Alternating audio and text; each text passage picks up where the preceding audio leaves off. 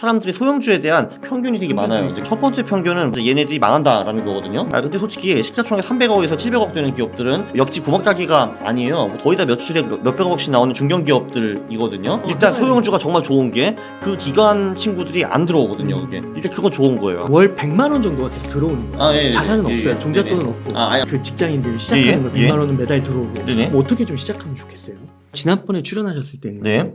주식 투자를 그 되게 하지 않는 쪽으로 말씀을 해주셨거든요. 그때가 언제였어요, 근데? 그때가 요거였던 것 같아요. 5월, 10월. 네, 5월, 10월 사이에. 네네. 예, 그리고 네. 이제 요즘에 제가 다른 출연하신 영상들도 보고 네. 또 그 채널 가서도 보니까요. 작가님 채널 보니까 그 주식을 지금 해도 좋다. 네. 그런 얘기를 하시고 또 진짜 이틀 동안 3억을 사셨잖아요. 네네. 그 이유가 있으신가요? 11월 4월이니까요. 어. 네, 그 그래프로 보여드린 게 음. 가장 빠르겠죠. 잠깐만, 여기 보면은 요게 한국이고 어. 요게 미국인데 요 오렌지색이 우리가 한국 시장에 11월 4월에만 투자했을 경우이고요. 요 파란색 요 지렁이 안 보이는 거 요게 5월 10월에 한국 시장의 수익률이에요. 그러니까 이게 되게 재밌는 게 그 1995년에 우리가 1억이 있었으면은 그거 가지고 아마 강남에서 아파트 거의 살 수 있었을 거거든요. 근데 그 돈을 우리가 코스피 지수에 5월 10월에만 끊임없이 박아놨다. 그럼 27년 지났잖아요, 지금. 그럼 그 돈이 지금 2,700만 원이 됐어요. 그러니까 1억이, 그러니까 당시 엄청 큰 돈이었던 1억이 지금은 차도 살 수 없는 2,700만 원이 돼버렸어요. 그 27년 동안 장기 투자를 했는데도 불구하고. 그래서 5월, 10월에 투자하면은 이렇게 이제 그 큰 슬픔이 생길 수가 있고요. 요거는 미국. 미국은 그래도 이 지렁이가 살짝 머리를 들기는 하거든요, 이렇게. 살짝 드는데 얘도 별로예요. 오렌지색이 미국 시장의 11월, 4월 수익, 파란색이 미국 시장의 5월, 10월 수익이고요.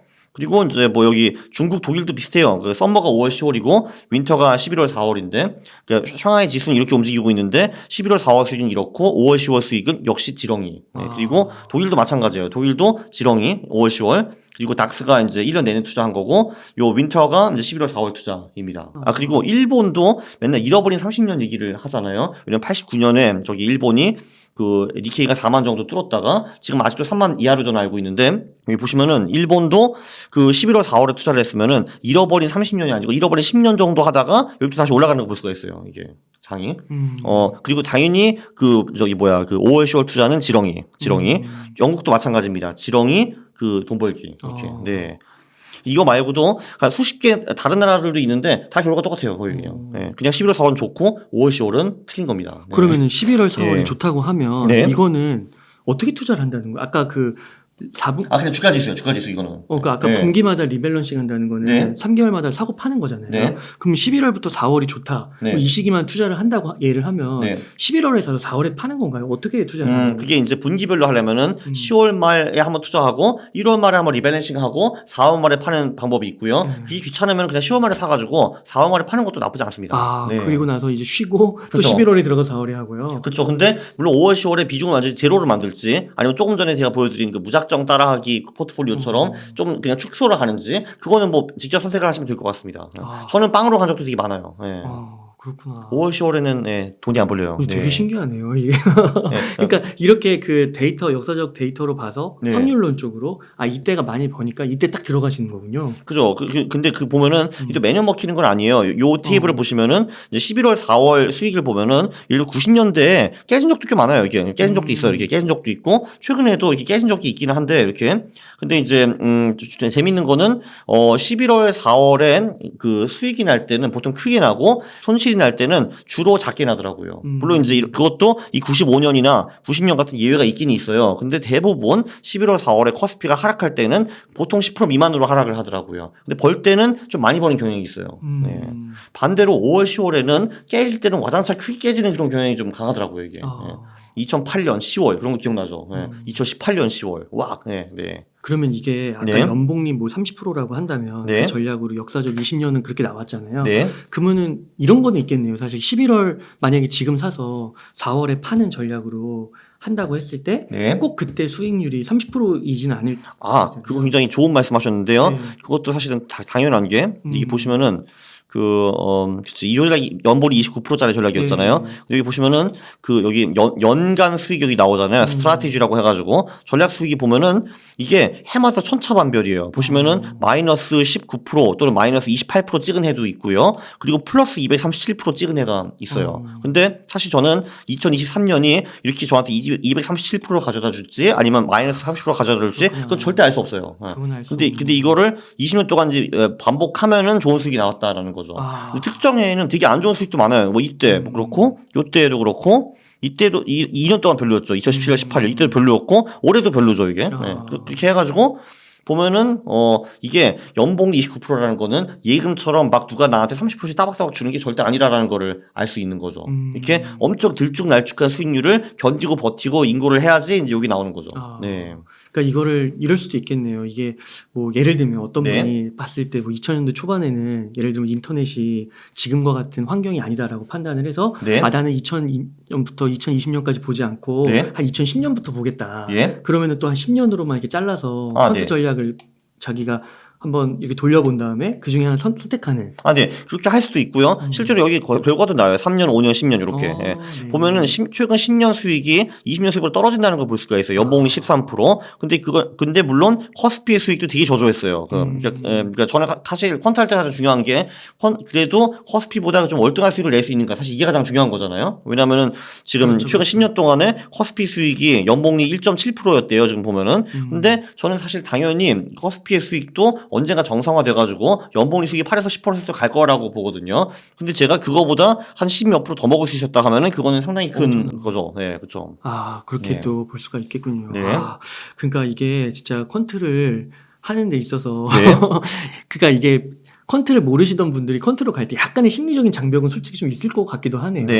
근데 뭐 예를 들면 요 전략 같은 거 보면은 최근 10년, 5년, 3년에도 보면은 그래도 코스피 플러스 10% 정도는 너끈히 달성했다라는 걸 볼 수가 있고 저는 참고로 이거보다 좀 더 좋은 전략 씁니다. 그게 무슨 전략인지 책에 나와 있어요. 그렇죠. 참고로 키워드를 보면은 이제 무작정 따라하기 성장 가치 전략이라고 합니다. 알겠다. 유튜브에 나와 있어요. 그 전략이 뭔지. 공짜로 하실 수 있어요. 어쨌든 그냥 여러분 이렇게 생각을 해보세요. 저는 아직도 도대체 왜 빅콘트를 하는지 이해가 안 되거든요. 자, 예를 들면 여러분이 바둑을 둔다고 생각을 해보세요. 근데 그 바둑 대회 상금이 10억이에요. 근데 당연히 알파고나 프로그램을 가져가면은 안 되겠죠. 그죠? 그러면 실적 처리 당하거든요. 치팅 해가지고. 자, 근데 만약에 가서 한번 이 가정을 해보세요. 여러분이 알파고를 갖고 들어갈 수가 있어요. 그 바둑 대회. 그럼 갖고 갈 거야? 안 갖고 갈 거예요? 그렇죠. 그게 콘트예요. 소위 알파가 없는 친구들이 빅콘트거든요. 근데 이게 주식시장이 되게 웃긴 거 뭐냐면은 바둑 대회면 그럼 너도 나도 전부 다 알파고를 갖고 들어갈 거거든요. 근데 주식시장은 이런 사람들이 되게 많아요. 한 100명 중에 99명은 에이 컴퓨터가 무슨 바둑을 그래? 너 프로그램도 그래? 너 알아서 해? 너 알아서 해? 하면은 누가 이기겠어요? 당연히 내가 이기겠지. 난 바둑을 못 두지만 프로를 다 발라버릴 수 있거든요. 그걸로. 똑같은 겁니다. 근데 전 아직도 왜 퀀트를 안 하고 빅퀀트를 하는지는 이해가 안 돼요, 진짜. 알파고를 가지고 투자에 들어가도 되거든요. 그 투자는 뭐 그런 거, 못하는 그런 규정이 없으니까. 근데 그거 안 해. 이해가 안 돼. 그리고 이게 뭐가 없으니까 백테스트기 한번 하고 종목 찾는 게. 이해가 안 됩니다, 진짜. 그러면은 그렇죠. 이게 전략을, 아까 그런 전략을 뭐 20년 단위든 10년 단위든 했다면 그 10년 동안 고수해야 되는 거잖아요. 그렇죠. 거기서 바뀌면 안 되는 거잖아요. 근데 당연히 훌륭한 다른 전략들도 많죠. 그러니까 그걸 또 하더라도 또 그걸 한 5년, 10년으로 가져가야 되는 거죠. 꼭 5년, 10년 안 해도 돼요. 저 같은 경우도 반년에 한 번 제가 어떤 전략을 쓸까 정합니다. 예를 들면 제가 이제 저 책에는 무작정 따라하기 성장가치 전략이라고 만들어가지고 그거를 이번에도 제가 그걸 썼어요. 근데 예를 들면 전 책에는 울트라 전략이라는 친구가 있거든요. 근데 고전엔 제가 그거 썼는데 이거나 그거나 거의 다 거기서 거기에요. 그냥 다 비슷한 전략입니다. 그러니까 중요한 건 있죠. 그래서 전략 자체를 바꾸는 건 크게 문제가 없는데 근데 이제 그 전략 자체가 있고 그거를 따라 한다는 건 되게 이제 중요한 거죠. 그러니까 예를 들면은 피자를 먹으면 엄청나게 건강한 사람, 피자는 좀 그렇다. 샐러드를 먹으면은 엄청 건강한 사람이 될 수 있다라는 전략, 이제 건강 전략이 있다고 쳐봐요. 근데 그러면은 솔직히 제가 맨날 감자 샐러드만 먹을 필요는 없는 거잖아요. 뭐 고구마 샐러드 먹어도 되고 파스타 샐러드 먹어도 되긴 하는데 이제 결론적으로는 샐러드를 계속 먹는 거잖아요. 근데 물론 소위 샐러드가 퀀트 전략인 거죠. 전략 자체는 여러 개가 있어요. 근데 그 전략을 다른 게 중요한 거죠. 아예 제가 샐러드 내팽개치고 삼겹살만 처먹고 있다 하면은 당연히 제가 건강하게 못 살겠죠. 그런 논리인 것 같아요. 그러니까 굳이 맨날 똑같은 감자 샐러드만 먹을 필요는 없지만 그래도 이제 건강에 좋은 이런 그리고 이제 투자 수익에 좋은 호두 전략 자체는 다른 게 좋다 이런 거죠. 작가님 그 책에서 네. 그 책에서도 그렇고 영상에서도 보고 그러니까 좀 소형주 투자를 좋아하시는 것 같더라고요. 아, 그럼요. 그 네. 이유가 있으신가요? 아, 그 이유요? 네. 그거는 보면은 이게 가장 그 핵심이에요. 여기 보면은 조금 전에 제가 그 6대 사회학을 빼가지고 열등한 기업들을 뺐거든요. 네. 그 후에 제가 시가총액별로 소팅을 해봤어요. 그러니까 이게 시가총액별로 10개 분위로 나눈 거예요, 이게. 그러니까 한마디로 이쪽이 대형주고 이쪽이 소형주인데 한국은 이렇게 열등한 소형주를 빼고 우수한 소형주, 그러니까 적자가 안 나고 관리 종목 아닌 소형주에 투자하면은 연봉이 45%를 볼 수가 있었어요. 자그만치. 대형주는 9%. 제가 늘 말하는 게 이제 적나라하게 제가 이렇게 보통 말을 하죠. 소형주는 소위 이제 왕족 귀족이고 대형주는 천민이라고 저는 보통 말을 하죠. 네. 그래서 아까 하위 20%가 소형주에 들어갈 수가 있는 거죠. 그렇죠. 이제 하위 10%가 요거고 하위 20%가 여기까지고요. 여기까지는 제가 봐주는데 이런 건 제가 아예 꼴을 덜 떠보지도 않죠, 이쪽은. 네. 그러면 그런 네. 건 없나요? 이게 이런 작전이 포트폴리오가 노출되면 네. 아무래도 안 되는 거 아니에요? 수익률적으로 안 좋은 그런 거 아니에요? 근데 조금 전에 보시다시피 그 저피비아 그 고배당 주식은 벤저민 그레엄이 1934년에 이미 말을 했고요. 그 책이 한국에 번역된 지도 20년, 30년 됐어요, 벌써. 근데 뭐 통하잖아요. 예. 야, 그리고 그 소형주 전략 같은 경우도 제가 시뮬레이션 돌려봤어요. 최근 3년, 5년, 10년, 20년 수익이 어떻게 변했는가 줄지 않았어요. 네. 소형주 효과도 벌써 1992년에 파마라고 노벨상까지 받으신 분이 그 효과를 논문에 설명한 적이 있어요. 아, 그래요? 네. 근데 그거는 92년 논문이었고 사실 80년대에도 그거보다 좀 덜 유명하신 분들이 그 효과를 설명을 했어요, 이미 논문으로. 그래서 사실 전 세계에서 다 알아요, 소형주 효과는. 그러니까 이게 그 실행의 문제, 항상 그 뭐 자기개발 같은 책들도 보면 결국 실행이잖아요. 머릿속은 그죠? 알아도. 네, 맞아요. 그러니까 이게 실행의 문제일 수 있을 것 같아요. 이게 사실 사람들이 소형주에 대한 편견이 되게 많아요. 이제 거기에 있는데 첫 번째 편견은 뭐냐면은 이제 얘네들이 망한다라는 거거든요. 근데 솔직히 시가총액 300억에서 700억 되는 기업들은 그 더 이상 그 옆집 구멍 따기가 아니에요. 보통 얘네들 거의 다 매출액 몇백억씩 나오는 중견 기업들이거든요. 그리고 사실 되게 희한한 게 한국 사람들은 그 대형주와 스타트업은 되게 좋게 보는데 그 중소형주는 개무시하거든요. 근데 사실 스타트업들의 꿈이 뭐냐? 그 스타트업 CEO의 간절한 꿈은 상장해가지고 그런 상장 중소형주가 되는 거예요. 그리고 중소형주는 이미 그거를 다 이루신 분들이 까마득한 위에서 저 덜 떨어진 스타트업들을 쳐다보는 거거든요, 사실. 그래서 사실 한국 중소형주들은 스타트업보다 훨씬 더 위에 있어요, 당연히. 그 모든 점에서.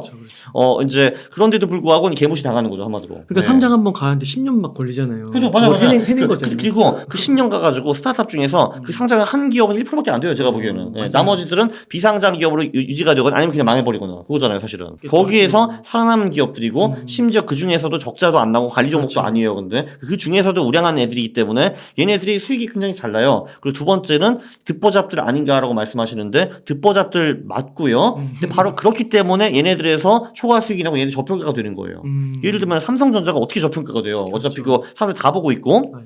이게 예를 들면 삼성전자 가치가 100만 원인데 100만 원 아니고 얼마야? 뭐 10만 원이라고 치고. 10만 원. 근데 이제 그 주가가 많이 떨어진다 하면은 사람들이 이걸 사겠죠. 그러면 이거 싸다 하고 이런 식으로. 근데 이런 소형주들은 지금 가치가 이만큼인데 가격이 이만큼 터무니없이 떨어져도 아무런 신경 안 쓰거든요. 그래서 터무니없이 저평가된 거를 주울 수도 있고, 근데 그게 하나 있고 그런 배리어들이 있어요. 소형주 투자를 할 때. 예. 그리고 그 세 번째 편견 그거 큰 돈을 투자할 수 없다라는 거. 큰 돈 투자. 그렇죠. 근데 몇백억 넘으시면 그 말이 맞긴 맞거든요. 근데 그 전에는 신경 안 써도 돼요, 그거. 예. 그러면은 네. 그 만약에 20개 투자하는데 네. 뭐 예를 들면은 뭐 한 5억, 10억 이런 거지는 다 커버가 돼요. 그러니까 한 종목이 5억 들어간다. 이제 제가 20기 종목을 하는데 60억까지 하시는 분을 보셨어요. 그래서 이제 한두 번에 3억일 거 아니에요, 그게? 그 정도까지는 돼요. 근데 그분이 말씀하신 그거는 하루에 소화하기는 좀 그렇고 며칠 좀 나눠서 투자하신다고 하시더라고요, 그분은. 그러면은 뭐 네. 예를 들어 뭐 그렇게까지는 아니더라도 1억 정도 해서 뭐 20억 정도는 돌아갈 수 있겠네요. 그건 뭐 불안하죠. 네, 그렇군요. 그 정도만 해도 충분하죠. 대부분 사람도 충분할 겁니다. 그죠? 네, 대부분의 사람이 충분하죠. 그리고 그죠. 자산 벌리면 또 그것만 하고 이건 또 다른 데 투자하면 또 되는 거니까. 맞아요. 그리고 이게 지금은 20기 종목으로 했는데 솔직히 30기 종목으로 해도 큰 문제가 없고 그리고 이 소형주 효과는 재밌는 게 한국뿐만이 아니라 미국이나 딴 국가에도 다 존재해요. 이거는 사실. 그래서 사실 제가 오늘 밤에는 가서 미국의 소형주를 사야 돼요. 제가 근데 미국 소형주는 그 거래비용이 어떻게 나오는지 그걸 잘 모르겠어요. 그래서 그거는 가서 오늘 해보려고요. 그러면은 그 퀀트 투자의 관점에서 봤을 때 네. 그 현재 이제 그 신문에 보니까 가장 많이 개인 투자자가 갖고 있는 게 삼성전자, 네이버, 카카오더라고요. 그렇죠. 그러니까 될 리가 없죠. 네네. 그러니까 대형주. 그리고 네. 이게 엄청 떨어졌잖아요. 그렇죠. 네. 그러니까 이런 것들은 퀀트로 했을 때는 수익률이 소형주보다 안 좋다는 거잖아요. 그건 당연하고요. 네네. 아, 예. 그렇게 되는 거예요. 일단 기본적으로 대중이 많이 가는 길에는 수익이 없습니다. 그거는 하나 명심하셔야 되는 거고요. 일단 그 주식이 대한민국에서 가장 많은 주주들이 있다는 것 자체가 그 주주가 똥이라는 거예요. 아마도 주식 똥이라는 거죠. 일단 그건 그렇고, 그리고 이제 대형주가 소형주보다 자체적으로 많이 떨어지는 것도 사실이고요. 그리고 당연히 그 대형주 내에서도 지표 분석을 해볼 수가 있어요. 얘네들의 퍼가 어쩌고, PB가 어쩌고, 영업이익, 순이익, 성장률이 어쩌고, 얘네들의 ROE나 뭐 그런 것들이 어쩌고, 제가 다 이미 해봤어요. 그걸 순위를 다 내봤는데 그냥 뭐 삼성전자는 뭐 그래도 많이 봐줘가지고 조금 저평가되었다고 볼 수가 있고, 나머지 두 애들은 사실 2000이 순위를 매기면은 그 상위 50%도 못 들어가더라고요. 그러니까 네. 제가 그거 영상 봤어요. 네네네네. 그 예. 광고 시간 봤는데 네. 네이버, 카카오는 가격이 그렇게 많이 떨어졌는데도 그렇게 지표상으로 좋지가 않더라고요. 그렇죠. 사실 이게 그 이제 100인 놈이 그 30원이 됐으면은 이제 많이 저평가되지 않았을까 했는데, 근데 그거는 사실 그 전에 많이 고평가되어 있었다는 거죠. 그것도 굉장히 많이. 네. 그렇군요. 그러면은 이거 소형주를 네. 만약에 이제 투자한다고 했을 때 딱 들었을 때 아까 말씀하신 것처럼 이게 듣보잡일 수 있고 네. 많은 분들이 모르면 네. 근데 그게 주가가 오른다라는 거는 누군가 산다는 거잖아요. 네, 맞아요. 예. 그걸 투자하고 있는 사람들은 있는 거네요, 이 시장에. 있어요. 예. 그리고 자 일단 그 첫 번째 그 제가 오늘 몇 억 소화하는데 일단 아무런 그 문제가 없었거든요. 자, 한마디로 한국에서 도대체 그딴 걸 누가 사냐 하시는데 누구지? 그 누구 있어요. 사는 사람들. 어쨌든 저한테 사고 파는 사람들이 있고요. 근데 그건 확실하고요. 일단 왜냐면 저는 샀으니까 오늘 그거를. 예. 그 누가 저한테 팔았다는 거 아니에요, 그거를. 그런 말도 있어요. 사실 이제 다 이렇게 소형주들의 세력이 붙어가지고 그 장난치는 경우도 굉장히 많아요. 근데 이제 안타까운 거는 세력이 장난친 후에 들어가가지고 소위 설거지 당하는 사람들이 안타까운 거지. 보통 이제 그 지표를 보고 이미 들어가 있으면은 그 후에 이제 세력들이 오른 경우가 꽤 많아요, 보면. 그러니까 처음에 저 PBR, 저 PER 뭐 이런 걸 찍고 들어가는, 그러니까 저평가 주식으로 찍고 들어가는 거니까. 그렇죠. 왜냐면은 세력도 이제 내가 세력이라고 이제 입장을 바꿔 생각해 보면은 첫 번째 당연히 소형주의 세력을 걸겠죠. 제가 삼성전자에 막 그 작전을 할 수는 없잖아요, 그게. 그렇죠. 그럼 자기 작전을 걸려면 소형주에 투자를 하는 거고. 그럼 저 같은 경우에는 당연히 최근에 뭐 순이익이나 영업이익이 많이 올라가고, 왜냐면 좋아 보이잖아요, 기업이. 그리고 뭐 저PB니까 좀 저평가되어 있는 그런 게 어떻게 보면 펌프질하기도 좋잖아요, 사실. 그렇죠, 근데 그렇죠. 예를 들면 진짜 저 적자밖에 없어. 마이너스 700억, 800억 나는 기업들인데. 스토리를 못 예, 만들지. 근데 그러면은 뭐 만들 수는 있죠. 지금은 마이너스 700억이지만 보물섬을 찾았다 하는데 사실 근데 그거보다는 이 기업 봐봐, 되게 우량 기업이야. 근데 보물섬을 찾았어 하면은 좀 더 잘 먹히잖아요, 그게 아무래도. 저라도 그렇게 세일즈를 할 것 같아요. 진짜 작전 세력이라고 치면은. 예, 당연히. 예. 그러면 그렇게 주식가가 오른 다음에 네. 빠져나오는 것도 문제가 없나요? 빠져나오는 거죠. 예. 아니 그렇게 작전 걸려서 오르는 거 빠져나오는 거 너무 쉽죠. 그건 당연히 막 오르고 있는데. 예, 그러니까 뭐 갑자기 네. 5배 올라버리고 막 이러면 아까 500%도 있더라고요. 네, 맞아요. 그리고 예. 막 그런 게 생겼을 때 그때 빠져나오는 것도 이게 금액이 아니 오르는 거 빠져나오는 건 너무 쉽죠, 사실. 이게 사려는 사람 우르르 덤벼가지고 살려고 하는데요. 예, 그렇죠. 그러니까 뭐 예를 들면 고점으로 잃은 거예요. 이렇게 올라가는 게 아니라 네. 고점에. 근데 물론 그거는 이제 가서 갈 때 판단할 수 네네. 있는 거지만 예. 거기서 이제 팔고 내려오면 자기가 팔면 네. 깎아먹을 수가 있으니까 주가를. 그죠. 예. 그래서 그런 현상이 또 벌어질 수도 있지 않을까. 당연히 있죠. 예. 근데 이제 매수할 때는 제가 엑스트라로 지불한 기분이 0.2%이고 제가 매도할 때 그거 또 한번 재볼 거예요. 근데 그거보다 엄청 커지지 않을 거거든요, 그게. 물론 그때 장이 이제 미친 듯이 안 좋고 리만이 뻥 터졌다 하면은 그럼 이제 문제가 좀 되겠죠, 당연히. 예. 그 소형주라고 하면 기관 투자자들은 우선 그 보고서도 안 나오잖아요. 그게 좋은 거예요. 그리고 그러니까, 참고로 그게 그게 좋은 거예요. 중요해요. 네네. 일단 소형주가 정말 좋은 게 그 기관 친구들이 안 들어오거든요. 그게 일단 그건 좋은 거예요. 사실 이제 기본적으로 제가 이제 이런 일화가 하나 있어요. 제가 언젠가 한번 왜 사람이 원숭이보다 투자를 못하는지라는 걸 하나 올렸거든요. 제가 그거 가서 기관 사람한테 설명을 했어요. 근데 그 기관 사람이 그러더라고요.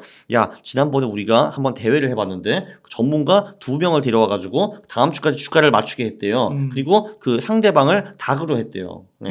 네. 치킨, 그러니까 살아있는 치킨으로 했는데, 근데 이제 첫 번째 주에는 닭이 2명한테 이겼대요. 두 번째 주에는 닭이 1명한테 이기고 1명이랑 비슷했대요, 수익률이. 그래서 결국은 닭이 3승 1무를 했거든요. 근데, 네. 근데 안타까운 건 뭐냐면은, 그래서 이제 한마디로 소위 그 기관에 있는 자칭 전문가들의 투자 수준은 그 닭대가리보다 조금 못하시고, 근데 안타까운 거는 대부분 개미들은 그거보다 더 못해요. 그렇죠. 네. 그렇죠. 네. 그래서 이제 결론적으로는 이제 사실 우리의 수준이 사실 그 정도이다라는 거죠. 한마디로 인정을 하는 게 좋아요. 그 내 수준은 닭대가리보다 닭대가리보다 훨씬 더 못 미친다. 근데 그래도 물론 기관 투자를 닭대가리보다 못하지만 나보다 조금 낫다. 근데 그 나보다 조금 나은 그 인간들이 없는 거예요, 소형주에는. 그건 일단 무조건 유리한 겁니다. 네. 그 이틀 동안 사셨을 때 네. 그 포트폴리오 전략을 공개하기는 좀 그렇지만 예. 중소형주로 하신 거는 맞나요? 당연히 중소형주. 당연히 시가총액 하위 20%. 네. 야, 그거 그냥 여기서 공개해도 돼요. 이거 뭐 별거 없는데 제가 이제 종목은 안 뽑아갈게요. 왜냐면 그렇게 하면 또 이제 리딩한다고 할 테니까 어차피 책에 나오는 팩터들이거든요. 이게 이 가치 팩터를 중에서 4개를 쓰는데 그리고 요 4개를 썼고요. 그리고 밑에는 이놈 이렇게 썼고요. 이 보면은 이게 그 매출액 성장률은 뭐 누구나 이해할 수 있는 지표일 것 같고 영업이익 성장률도 마찬가지고요. 순이익 성장률도 이제 마찬가지고요. 근데 이제 매출 총이익은 뭐냐 하면은 매출액에서 매출 원가를 빼면 매출 총이익이 나오는데 그거 성장률 요 4개를 봤고요. 그 재밌는 거는 위에 가보면 뭐냐 하면은 요 PSR이라는 지표가 시가총액 나누기 매출액이에요. 그리고 여기 PGPR은 시가총액 나누기 매출 총이익이고 그리고 POR은 시가총액 나누기 영업이익 그리고 퍼는 시가총액 나누기 순이익. PSR이나 이런 걸 넣은 거는 약간 성장성을 더 보는 게 있겠네요. 그게 아니라 저는 그냥 이거 한 이유가 뭐냐면은 손익계산서에서 매출, 총이익, 영업이익, 순이익 이게 순차적으로 내려가잖아요. 그래서 요 4개 지표의 성장률 그리고 요 4개 지표가 시가총액 대비 높냐 낮냐에서 저평가, 고평가를 확인하는 거예요. 그래서 설명하기 심플하기 때문에 제가 요 8개 지표를 넣은 거예요. 네. 이렇게 세팅된 상태에서 20개가 걸려 있는 거잖아요. 그죠. 네. 그죠. 그렇구나. 그리고 이제 하위 그 시가총액 22? 아니죠. 시가총액 하위 20%. 하위 20%. 네. 유니버스 선택에서. 유니버스는 그렇죠. 국가를 말하는 건가요? 아니요. 여기서 유니버스는 일단 한국, 민국을 설정할 수가 있고요. 그리고 이런 그 6대 사회학들을 빼는가 또는 예를 들면은 여기 있는 특정 산업 몇 개를 빼는가 이런 거를 우리가 설정할 수가 있죠. 그리고 예를 들면은 시가총액 하위 20%로 했으니까 대형주와 중형주를 다 빼버린 거죠. 네. 그러니까 한마디로 유니버스 선택은 그 내가 백테스트를 하거나 종목을 뽑을 때 어떤 이제 집합군 안에서 그걸 할 것인가 그거를 보는 거죠. 야, 네. 그러니까 한국 시장 전체로 할 것인가 아니면은 뭐 예를 들면 대형주는 빼고 이런 6대 사회학들은 빼고 할 것인가 또는 예를 들면은 제가 뭐 유틸리티 기업을 너무 싫어해요. 그럼 이거 뺄 수도 있죠. 예를 들면은. 네. 왜냐면 보험을 너무 싫어해. 그리고 확 너무 싫어 하면은 뺄 수 있죠. 이거를. 네. 그 강욱 작가님 개인적으로는 뭐 제외할 섹터 그런 건 없어요? 없어요. 저는 없어요. 네. 금융이랑 지주사는 빠졌죠. 여기. 네.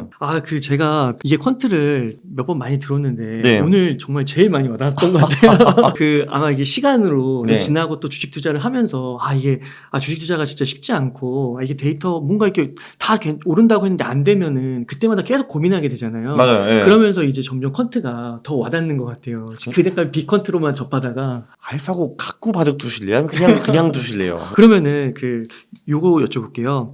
이제 이 방송을 시청하신 분들이 이 작가님이 책도 읽고요. 이 퀀트 투자 무작정 따라하기. 그다음에 이제 퀀트 투자에 한번 입문을 해보려고 하는데 월 100만 원 정도가 계속 들어오는 거예요. 자산은 없어요. 종잣돈은 없고. 아예 없다. 없다. 그냥 신이 그냥 그 직장인들이 시작하는 거예요. 100만 원은 매달 들어오고. 뭐 어떻게 좀 시작하면 좋겠어요? 그냥 이거 5만 원씩 나눠서 하면 될 것 같네요. 5만 원씩 100만 원을. 근데 그러면은 10만 원짜리 주인데 어떻게 할까 하면은 그거 제끼시고 다음 거 사세요 그냥. 예를 들면은 그럼 30개 좋은 거 뽑아요. 그다음에 그럼 분명히 5만 원 이내 주식이 20개 이상 있을 거거든요. 그 안에 무조건. 그거 사시면 돼요. 그럼 다음 달 100만 원 들어오면 그건 어떻게 해요? 또 똑같이. 다른 전략으로? 그냥 그 전략으로 또 한 번 정보를 뽑으셔도 돼요. 그럼 정보이 좀 다를 거거든요. 그거 20개 넣는 방법도 있고. 그렇죠. 네. 그렇게 해서. 근데 그 방법은 이제 개별 투자이기 때문에 MDD가 40%, 50%, 60% 나올 거거든요. 그래서 그게 이제 싫으시면은 그 조금 전에 요 자산 배분 요 전략으로 하는 방법도 있죠. 근데 뭐 100만 원은 금액이 작으니까 뭐 그냥 한번. 제 생각에는 제 생각도 한 100만 원 정도면은 그냥 경험 삼아 그냥 풀 개별주 전략으로 가는 게 나쁘지 않을 것 같아요. 뭐 거기서 아무리 많이 잃어봤자 60만 원 잃은 거니까. 그리고 또 만약에 뭐 처음 100만 원 이렇게 하기 싫다고 하시는 분들은 예를 들어 500만 원, 1000만 원 모아놓고 1000만 원에서 뭐 이렇게 50만 원씩 해가지고 시작을 해도 괜찮은 거고요. 그렇죠. 예를 들면 1000만 원 있으면은 뭐 자산 배분 전략해가지고 그 350만 원은 주식, 뭐 얼마는 채권, 얼마는 뭐 금 이렇게 할 수도 있죠. 저도 오늘 말씀 듣고 한번 소액으로라도 한번 시작을 해야겠다. 그렇죠. 이게 저도 늘 권하는 게 누가 뭐 전 재산 가지고 전부 다 투자를 하래요. 왜냐면 그거 누가 믿어요 사실 근데 근데 일단 한번 해보고 그게 이제 잘 된다 하면은 비중을 조금씩 늘려가는 거죠, 이게 사람이.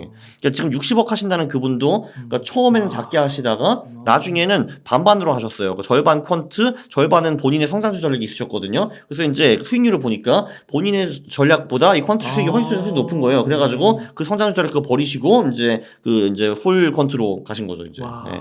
그래서 그분도 똑같아요. 당연히 조그맣게 시작한 다음에 너 늘려간 거 되네 하면서 늘린 거죠, 이거를. 혹시 그 소프트웨어는 네. 퀀터스 괜찮은 건가요?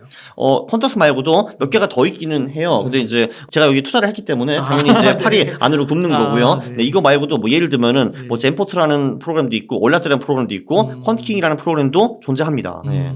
다 프로그램도 조금씩 장단점이 있기 때문에 한번 뭐 직접 보시고 테스트해보고 사용하시면 될 것 같아요. 근데 확실한 거는 직접 코딩을 하고 데이터를 끌어오지 못하면은 소프트웨어는 필수다. 그거는 뭐 확실해요. 퀀트 쪽에서 개별주 퀀트는. 네. 네, 감사합니다. 오늘 그 되게 퀀트 투자에 있어서 그 심리적인 진입 장벽이라든지 또 초기에 어떻게 시작하면 좋을지 네. 그걸 가이드라인을 잡아주신 것 같고 정말 이 퀀트 투자 무작정 따라하기 이것뿐만 아니라 전 책들도 한번 읽어보신다면은 더 이렇게 퀀트 투자에 대한 확신을 얻게 되지 않을까 싶습니다. 그렇죠. 그러면은 작가님 혹시 끝으로 시청자분들께 뭐 하고 싶으신 말씀, 강조하고 싶으신 말씀 있으실까요? 그러니까 빅퀀트 그런 거 하지 말고 이쪽으로 넘어오세요. 물론 빅퀀트 투자자들 중에서도 꽤 잘하시는 분들 계시는데 그분들도 저는 딱 보고서 인간 치고는 꽤 잘하네라고 제가 보통 말을 하거든요. 어차피 이쪽이 훨씬 나아요, 여러분. 퀀트 오십시오. 네. 빅컨트 그거 안 돼요, 이거. 네. 네. 그렇습니다. 그러면은 여기 네. 한 가지 요즘에 막 보면 뉴스 보면 네. 전쟁 이슈도 있고요. 네. 뭐 독일에서 공부하셨으니까 독일, 네네. 유럽 이슈도 있고 뭐 영국 은행, 뭐 일본, 한국도 뭐 그 무슨 레고랜드 막 이슈 엄청 많잖아요. 이런 거는 어떻게 생각하세요? 이런 거에가 투자의 영향 전략 짜고 이런 거에는 변수로 들어가지 않잖아요. 당연히 안 들어가죠. 그거 반년에 누가 기억할 것 같아요. 네. 반년에 레고랜드를 한 명이라도 기억할 것 같습니까? 뭐 그렇잖아요, 사실. 뭐 FOMC에서 뭐 기준금리 인상한다고 이런 것도 뭐 특별히 네. 상관없어요. 그렇죠. 네. 어차피 그거는 다 그냥 지금 올려봤자 나중에 또 내릴 거고요. 또 올리고 내릴 거예요. 근데 어차피 그게 백테스트 구간에 다 들어가 있어요, 사실은. 그러니까 이런 거죠. 네. 그러니까 11월부터 4월까지가 투자 기간 좋다고는 하셨는데 네. 확률적으로도 좋았고 네. 백테스트 보니까 좋았는데 지금 막 FOMC 뭐 기준금리 뭐 12월에 0.75냐 0.5냐 뭐 러시아 우크라이나 전쟁이 뭐 내년 초에 뭐 종료되냐 올 말 종료되냐 막 너무 많잖아요. 네. 그러니까 이 정도 엄청나게 큰 이슈 같이 느껴지는데 네. 이러한 것들이 있음에도 불구하고 이 퀀트 전략을 그대로 11월 4월에 지금 스스로도 적용을 하셔가지고 사신 거잖아요. 당연하죠. 사실 그러니까 이게 확률을 바라보는 건 이거예요. 사실 이제 조금 전에 제가 11월 4월에 한국 시장이 오를 확률이 한 70% 정도예요. 70% 정도. 10년 투자하면은 7번은 돈을 벌고 3번은 깨질 거예요. 그거는 제 생각에 그거는 아마 미래에도 계속 유지가 될 것 같아요. 그 정도의 확률은. 그러면 제가 이번 특정 2022년 11월부터 23년 4월까지 돈을 벌 것인가? 나도 모르죠. 그러나 내가 벌 확률이 10번에서 7번이라는 거죠. 한마디로. 근데 물론 제가 나머지 3개 똥을 밟을 수도 있어요, 당연히. 예. 근데 그것도 감수하고 하는 건데, 자, 근데 그렇다고 해서 그럼 우리는 어디다 베팅하는 게 합리적인 것인가? 그래도 당연히 확률이 높은 쪽에 베팅하는 게 합리적인 거죠. 네. 그래서 그거를 계속 하나가는 거죠, 그냥. 그럼 강욱 작가님 이렇게 귀한 시간 내주셔서 감사드리고 오늘 인터뷰 한 요 정도에서 마무리해도 괜찮으실까요? 감사합니다. 네. 이렇게 해서 퀀트 투자 무작정 따라하기에 강한국 작가님을 모시고 이야기를 나눠봤습니다. 긴 시간 동안 유익한 인사이트 많이 나눠주셔서 감사의 말씀드립니다. 오늘 고생 많으셨습니다. 감사합니다. 감사합니다.